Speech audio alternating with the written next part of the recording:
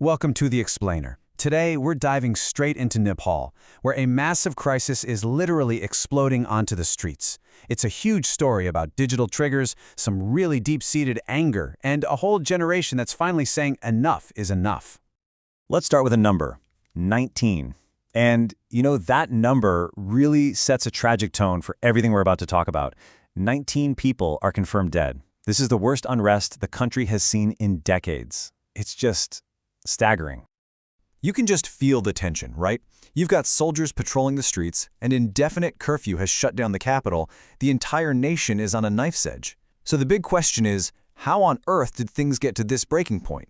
Let's unpack it. So first things first, this isn't just one protest, no way. We're talking about a nationwide uprising. And right at the heart of it all, the epicenter of this explosion of anger is the capital, Kathmandu. I mean, the scene on the ground is just pure chaos. This all started with Gen Z leading demonstrations, but it has spiraled way out of control. You've got protesters setting government buildings on fire. We're talking parliament. Even the homes of politicians are being attacked. And the response from security forces? It's been incredibly fierce. They're using tear gas and, tragically, in the deadliest clashes, live ammunition. Okay, so how does a peaceful movement just spiral into this level of violence so fast? Well, it all started with one single decision from the government. It was like the spark that lit a fuse that was already, incredibly dry and ready to blow. And what's truly stunning here is just how fast everything fell apart. Think about this. Day one, the government banned social media. The very next day, Gen Z's on the streets, protesting peacefully. But just 2 days after that peace is completely shattered. Violence breaks out. And by day 6, you've got the military deployed. I mean, in less than a week, the country went from normal to total breakdown.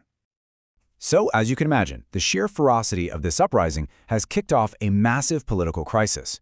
We're talking about something unlike anything they've seen in recent memory, and it's threatening the very foundations of the government. And here it is, the biggest political domino to fall so far.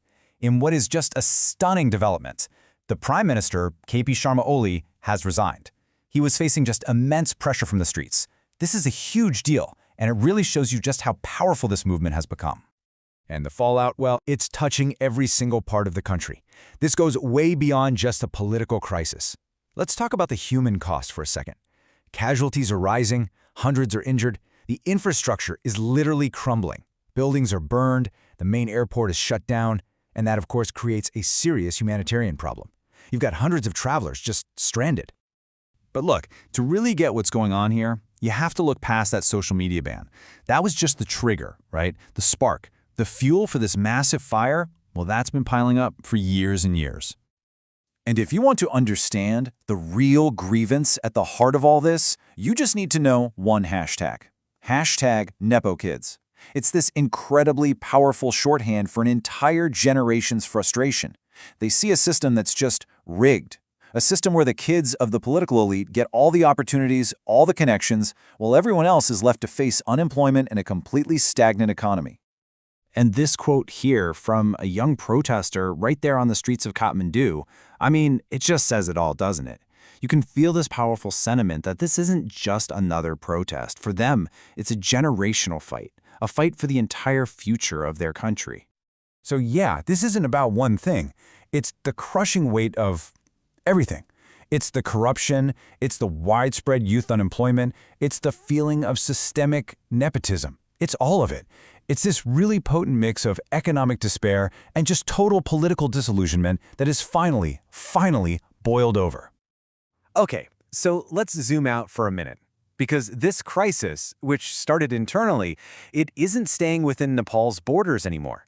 It's now having a pretty big international impact, and it's basically isolating the whole nation from the rest of the world. So the unrest completely shut down the main airport in Kathmandu. Hundreds of travelers were just stuck. And even though it's set to reopen, a lot of damage has already been done. You have countries like India scrambling to get their citizens out. Turkey has issued a travel advisory basically saying don't go there. And tourism from across the border, which is a huge economic lifeline for Nepal, has just plummeted. So the country's in chaos, it's isolated. The question is, what happens now? What's the path forward? Well, there is one potential glimmer of hope starting to emerge. Reformers have put a name on the table. A highly respected former Chief Justice, Sushila Karki. The idea is for her to step in as an interim leader to try and guide the nation through all this. And that leaves us with the big question, right? The ultimate question. The protesters, they've actually won some huge concessions. The prime minister is out, the social media ban is gone. But is this incredible, chaotic moment going to translate into the deep, lasting, systemic reform that this generation is really fighting for? Or will the old systems just find a new way to survive? Right now, the entire future of Nepal is hanging in the balance.